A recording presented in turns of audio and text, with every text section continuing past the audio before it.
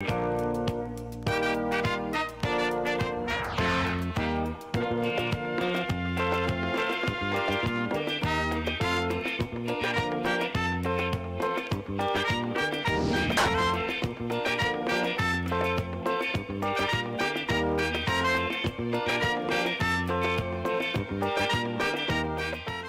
BHBF s'adapte à l'évolution de ses clients afin de répondre plus efficacement à leurs besoins. Elle devient désormais International Business Bank, IB Bank. Un nouveau visage, une nouvelle dynamique. IB Bank, partenaire de votre succès.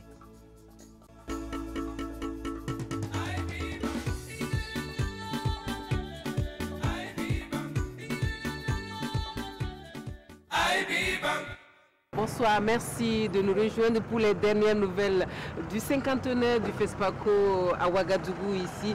C'est pratiquement le dernier jour pour la projection des films en compétition officielle et nous en avons vu quelques-uns pour vous. Et puis nous allons découvrir un autre métier du cinéma et nous aurons un entretien avec un candidat en liste pour l'étalon d'or de Yenenga. Merci de nous suivre. Le compte à rebours a déjà commencé pour la fin du cinquantenaire du FESPACO. C'est pratiquement le dernier jour pour les activités et déjà ce matin au MICA on remballe les cartons. La clôture du marché international du cinéma africain avec Chantal Ouedraogo. Pendant une semaine, le marché international du cinéma et de la télévision africain MICA a servi de cadre de découverte, d'échange et de vente pour plusieurs structures burkinabais et étrangers. Et à la fermeture de ce marché, organisateurs et participants affichent une note de satisfaction. Nos élèves, étudiants des écoles de cinéma ont eu à gagner des pitchs. Ça, c'est un acquis. Parce que là, au moins, ça va permettre de financer les projets qu'ils ont. Bon, nos acteurs aussi ont pu se mettre en relation avec des producteurs et des réalisateurs du Burkina. Et sans compter cela, nous avons eu des ouvertures avec d'autres États. Par exemple, avec le Niger, avec le Mali, nous avons eu à discuter plus longuement sur des conventions que nous voudrions signer.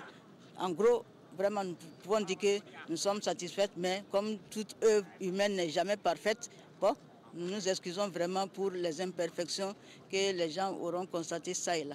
Nous, on avait fait 100% d'occupation des stands. Quand on faisait les plans d'occupation des stands, on avait tout bouclé et il y avait même une liste d'attente. Vous voyez ce que ça fait quand les gens ne viennent pas.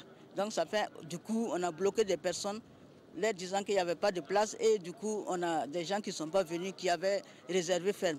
Créé en 1983, le MICA s'affiche aujourd'hui comme un rendez-vous incontournable pour les professionnels du cinéma et de l'audiovisuel africain. Look at me, regarde-moi en français. C'est le long métrage que le Tunisien Nejib Belkadi présente au FESPACO cette année. C'est un film dramatique qui traite de la thématique de l'autisme. Le film est en compétition pour l'étalon d'or de Yenenga et Saturnin Paré l'a vu pour nous. Look at me ou regarde-moi. Un film du réalisateur tunisien Nejib Belkadi à l'appréciation des cinéphiles. Il évoque l'histoire de l'autre fille, un homme qui abandonne sa femme pour vivre en France avec une autre. L'autre fille a un fils avec sa première, Youssef, atteint d'autisme. Joint au téléphone par son petit frère, il est obligé de revenir dans son pays natal pour éviter que sa belle-sœur ait la garde de son enfant. Une fois arrivé, l'autre fille veut aider son enfant à être comme les autres. Les enfants autistes, ils ne sont pas tellement reconnus en Tunisie. On n'a pas vraiment de suivi étatique sur cette maladie, entre guillemets, de l'autisme. Donc je pense qu'il a bien fait de choisir ce sujet-là, parce qu'il n'a jamais été traité dans le cinéma tunisien. Pour les cinéphiles, c'est un film plein d'émotions et de sens du réalisateur tunisien qu'ils ont suivi. Je viens de voir un très beau film, vraiment un film bien porté, bien filmé. J'espère qu'il fera un très bon parcours. Je suis honnête, j'ai envie de dire enfin du cinéma. Non, vraiment, on est pris On est à la fois ému, mais on sent une telle force, une humanité, un engagement dans ce film. On sent de l'amour. C'est un des plus beaux films que j'ai vus là. Ce film est excellent parce qu'il traite un vrai problème et se plonge vraiment dedans. Il prend le problème au sérieux, il le traite très bien. Le film Look at Me est en compétition dans la catégorie long métrage à ce cinquantenaire du FESPACO. Nejib Belkadi espère convaincre le jury avec son œuvre.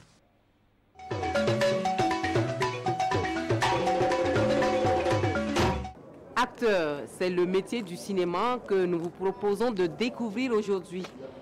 Faire l'acteur, cela s'apprend dans les écoles, certes, mais il y en a qui ont des aptitudes naturelles à incarner des rôles. Et le comédien Michel Gou en fait partie. Et c'est lui qui nous révèle ce qu'est le métier d'acteur, avec Vincent Kindrevego. Dans le domaine du cinéma, il y a des professionnels qui ne passent pas inaperçus. L'acteur est de ceux-là, surtout quand il s'agit d'une star de la trempe d'un Michel Gou. La place de l'acteur, c'est un élément, c'est comme un pion dans un plateau de damier. Donc c'est des pions qu'on joue et le film même constitue le damier et l'acteur constitue un élément qu'on déplace dans le damier. Donc il faut le déplacer à bon escient jusqu'à ce qu'il aille au damier. Pour un film à succès ou pour être amadoué du grand public, il faut à l'acteur certaines qualités. Un bon acteur, c'est l'attention particulière que l'acteur a, c'est l'écoute, c'est le déplacement et surtout c'est le fait de s'approprier le texte, de s'approprier le rôle, le fait de s'approprier la direction artistique que le scénario lui impose. C'est tout ça qui fait le bon acteur. Des selfies et des poignées de main chaleureuses de la part des fans, c'est le grand bonus réservé aux illustres acteurs de cinéma, l'avantage de ce métier. Un bonus après le cachet.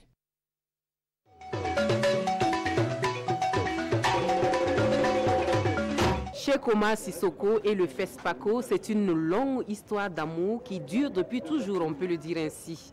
Le réalisateur malien fait partie des doyens des cinéastes africains. Il remporte en 1995 l'étalon de Yenenga avec son film Gimba.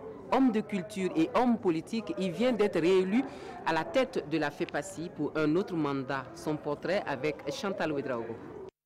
Homme politique et cinéaste de renom, Cheikh Omar Sissoko est l'un des monuments du cinéma malien. Ancien ministre de la Culture, il fait aussi partie des grandes figures du cinéma africain. Avec son diplôme de l'École des hautes études en sciences sociales, histoire et cinéma, il entre dans la profession avec son premier film, L'école malienne, réalisé en 1982. De 82 à 2000, il totalise 11 films avec plusieurs distinctions. Son chef-d'œuvre Gimba remporte l'étalon de Yenenga au FESPACO de 1995.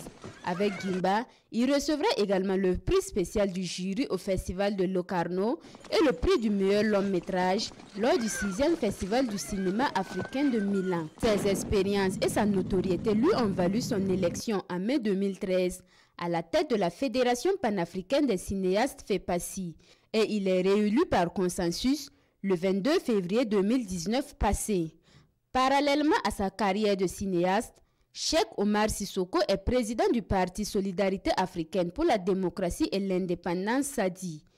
Né en 1945 à San au Mali, Omar Sissoko est aussi titulaire d'un DEA d'histoire et sociologie africaine.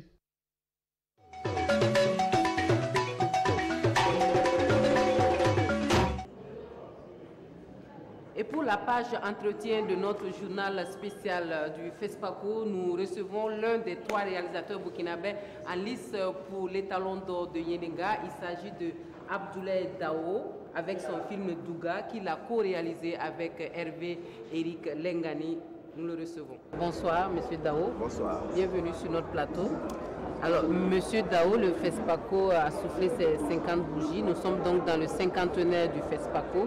Qu'est-ce que ça vous inspire comme commentaire, vous, en tant que réalisateur? Les 50 ans du FESPACO doivent nous interpeller tous en tant qu'acteurs du cinéma et de l'audiovisuel. 50 ans, ce n'est pas 50 jours. 50 ans, c'est l'âge de la maturité. Et Et 50 ans, comme je le disais tantôt, doit permettre aux hommes et aux femmes de l'audiovisuel d'échanger, de se concerter et de jeter des bases pour la construction véritable de l'audiovisuel et du cinéma de l'Afrique. Que ce secteur-là s'industrialise pour devenir un secteur vital en termes économiques. Parce qu'on constate qu'il y a énormément de jeunes qui arrivent dans ce métier-là aujourd'hui, qui ont envie d'y rester. Mais si elle n'est pas organisée, elle n'est pas industrialisée, mais comment ils peuvent vivre des fruits de ce métier-là? Je crois que ça, c'est la plus grande interpellation. Pour en arriver là, je crois qu'il faut que les politiques culturelles aussi s'y mêlent en termes d'organisation, en termes de création d'instituts de formation des jeunes. C'est extrêmement important parce que quelqu'un qui n'est pas formé, s'il rentre dans une industrie, c'est clair qu'il va fabriquer un produit qui ne pourra jamais se vendre. Donc on reviendra à la case de départ. Les 50 ans derrière, il y a eu des bases qui ont été posées par les défensifs. Ça c'est superbe, c'est magnifique. Ceux qui sont encore là sont maintenant, je pense, ont des outils, ont des arguments pour faire en sorte que les 50 ans à venir, on rentre vraiment dans cette phase indispensable de l'industrialisation. Vous êtes présent cette année avec un film co-réalisé avec Hervé Eric Lengani, Douga et Charognard.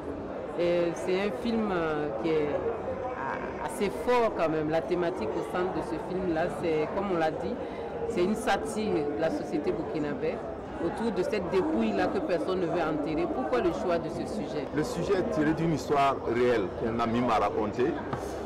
Et je me suis dit, oui, c'est possible de travailler là-dessus, de fictionnaliser ce sujet-là et de faire de ce sujet un film. Il y a deux récits. Le récit qui forme l'histoire de ce film. Le cadavre encombrant que Rasmané n'arrive pas à inhumer et ce bébé jeté dans un dépotoir qui a été récupéré par un jeune. Ces deux histoires cheminent ensemble, se côtoient et se retrouvent à la fin du film. La naissance, pour moi, c'est l'entrée dans la vie. La mort, c'est la sortie de la vie. Et ces deux éléments-là sont des éléments fondamentaux de l'existence de l'homme. Donc ce film, fondamentalement, le scénario, il s'inscrit dans une introspection de nos vies. Qu'est-ce qu'on va faire de nos vies? Si en entrant dans la vie, déjà, on est abandonné, si en sortant, on n'arrive pas à se faire inhumer, il y a un souci. Ça veut dire que le tissu social est en train de s'effriter dangereusement. Et vous avez choisi de mettre des jeunes au cœur de votre film, des jeunes que l'on ne connaît pas. Pourquoi les avoir fait porter ce sujet assez complexe et lourd? Oui, déjà la thématique du mort, du cadavre et tout ça, nous a fait réfléchir et dire il faut aller chercher des gens neutres, pas des comédiens professionnels qu'on voit tout le temps à l'écran et tout, parce que ça risque de fragiliser la construction dramatique de l'histoire. C'est pourquoi nous avons choisi d'aller vers des gens suffisamment neutres. Bien sûr, il y a de grands acteurs dedans, mais qui font le théâtre, qui ne sont pas souvent à l'écran. Est-ce qu'Abdoulaye Dao espère repartir avec les Talons d'Or cette année? Bon, écoutez, moi je ne pense pas à ça. En faisant le film, je suis un créateur, un cinéaste. Je pense tout d'abord à faire une œuvre artistiquement et techniquement valable, qui puisse voyager dans le monde, qui puisse être représentatif dans le monde et faire le bonheur des spectateurs qui vont le voir. Maintenant, si un jury décide que c'est une œuvre magnifique et qu'on décerne un trophée, je ne vais pas cracher dessus. C'est très modeste, monsieur. Fin de cet entretien, merci de nous avoir suivis. C'est sur cette ambiance de démobilisation que nous prenons congé de vous. Merci de nous avoir suivis. On se retrouve demain pour finir tout ça en beauté. À demain. Le métier de banquier nous permet de comprendre les exigences de votre vie, de mieux comprendre vos aspirations et vous accompagner.